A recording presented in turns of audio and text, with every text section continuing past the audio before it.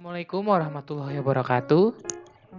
Halo teman-teman semua, kami dari kelompok 1 akan memberikan materi pembelajaran tentang konsep dasar profesi kependidikan yang diajarkan oleh dosen pengampu Bu Ana Widya Astuti, MPD.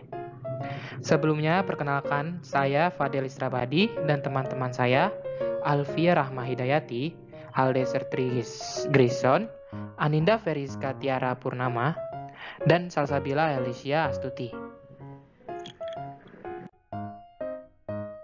Pengertian profesi.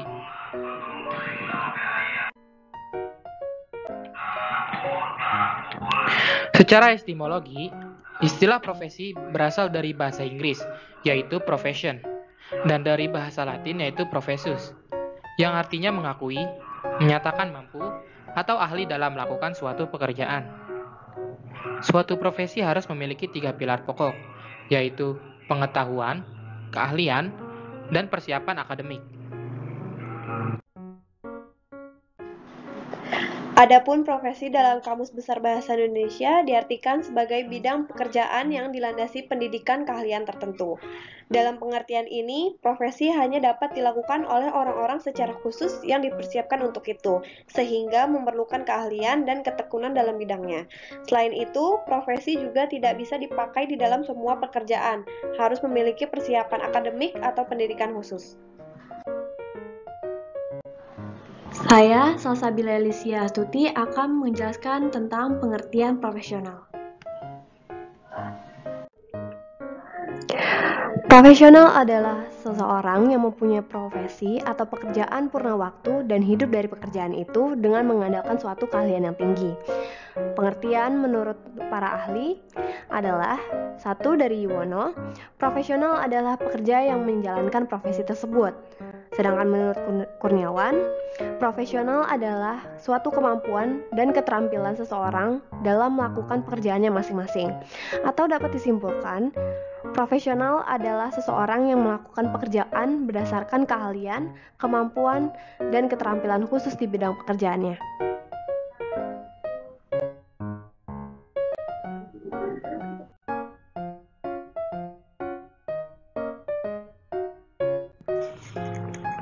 Pekerjaan adalah suatu kegiatan atau aktivitas yang dilakukan oleh manusia untuk memenuhi kebutuhan pokok hidupnya. Kebutuhan pokok tidak bisa ditunda dan harus segera dipenuhi. Misalnya, makan, minum, pakaian, alat-alat kebutuhan sekolah, dan sebagainya. Untuk memperoleh semua kebutuhan itu, diperlukan uang. Orang harus bekerja untuk mendapatkan itu. Jenis pekerjaan tersebut dibagi menjadi 2. Yang pertama, pekerjaan yang menghasilkan barang. Pekerjaan yang menghasilkan barang adalah pekerjaan yang menghasilkan suatu barang yang dapat digunakan manusia. Contohnya, petani, nelayan, dan penjahit. Jenis pekerjaan yang kedua yaitu pekerjaan yang menghasilkan jasa. Pekerjaan yang menghasilkan jasa yaitu pekerjaan yang tidak menghasilkan barang, tetapi dari hasil pekerjaannya bisa dirasakan oleh orang lain. Contohnya, guru, tenaga kesehatan, dan polisi. Selanjutnya, saya Alfia Rahma Hidayati akan menjelaskan tentang karir.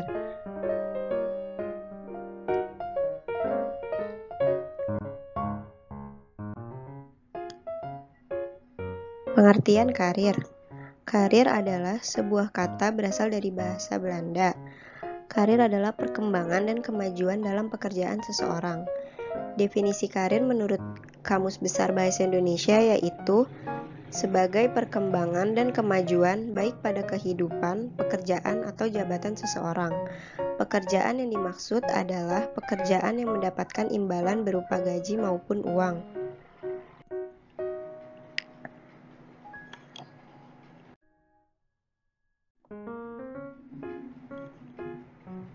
Pengertian karir menurut Irianto.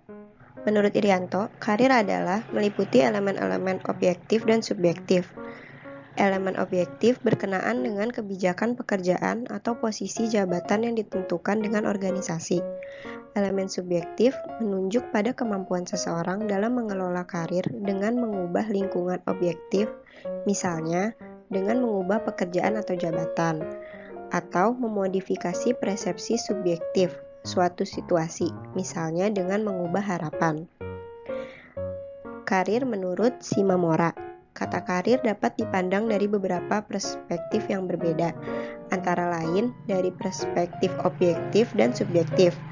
Dari perspektif yang subjektif, karir merupakan urutan posisi yang diduduki oleh seseorang selama hidupnya.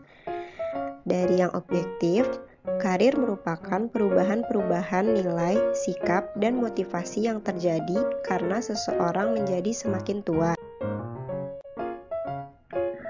Menurut Muhammad Surya, bimbingan karir merupakan salah satu jenis bimbingan yang berusaha membantu individu dalam memecahkan masalah karir untuk memperoleh keberhasilan dan perwujudan diri yang sebaik-baiknya dalam perjalanan hidupnya. Menurut Mondi Sertano, karir merupakan suatu arah umum yang dipilih oleh seseorang untuk mengejar keseluruhan kehidupan kerjanya.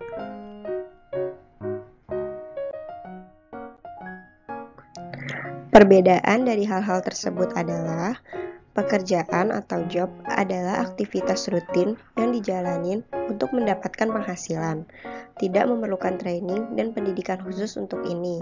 Misalnya, salesperson, real estate agent, entrepreneur, pedagang, dan semua yang tidak membutuhkan gelar khusus. Profesi adalah pekerjaan yang memerlukan pelatihan, pendidikan, atau persyaratan khusus lainnya, misalnya bidang hukum, kedokteran, arsitek, guru, dan sebagainya. Hal ini kemudian berkembang sehingga muncullah istilah profesional untuk para pelaku profesi ini, misalnya guru, pengacara, pilot, dan sebagainya. Karir adalah perjalanan panjang dan berjenjang tentang pembentukan dan eksploitasi optimal dari pengetahuan, keterampilan, dan pengalaman. Karir bisa dibentuk baik dari pekerjaan maupun profesi. Selanjutnya, saya Aninda Feriska Tiara Purnama akan membacakan materi tentang profesi keguruan.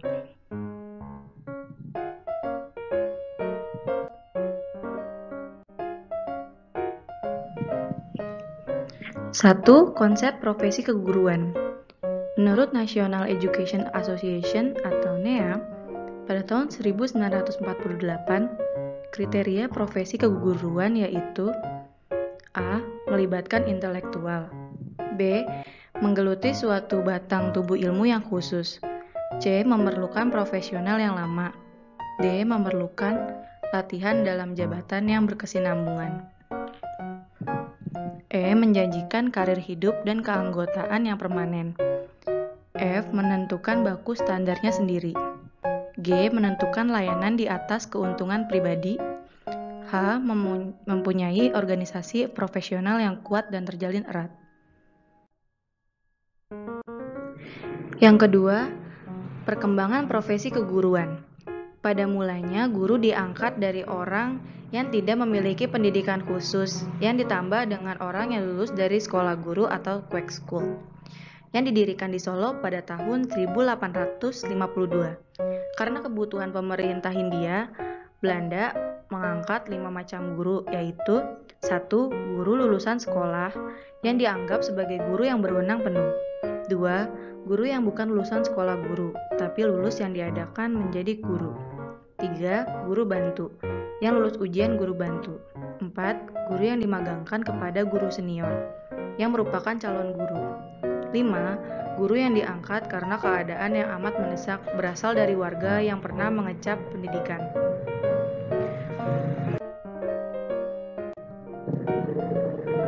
Tiga layanan bidang yang menjadi tugas pokok seorang guru. Yang pertama, layanan administrasi, 2. Layanan instruksional, 3. Layanan bantuan. 3. Kode etik profesi keguruan. Menurut Undang-Undang Nomor 8 Tahun 1974 menyatakan bahwa pegawai negeri atau sipil mempunyai kode etik sebagai pedoman sikap, tingkah laku dan perbuatan di dalam dan di luar kedinasan. Menurut Ketua Umum PGRI, bahwa dalam kode etik guru Indonesia terdapat 2 unsur pokok. 1. Sebagai landasan moral. 2. Sebagai pedoman tingkah laku. Hal ini diperlukan agar mencapai tujuan dari kode etik, yaitu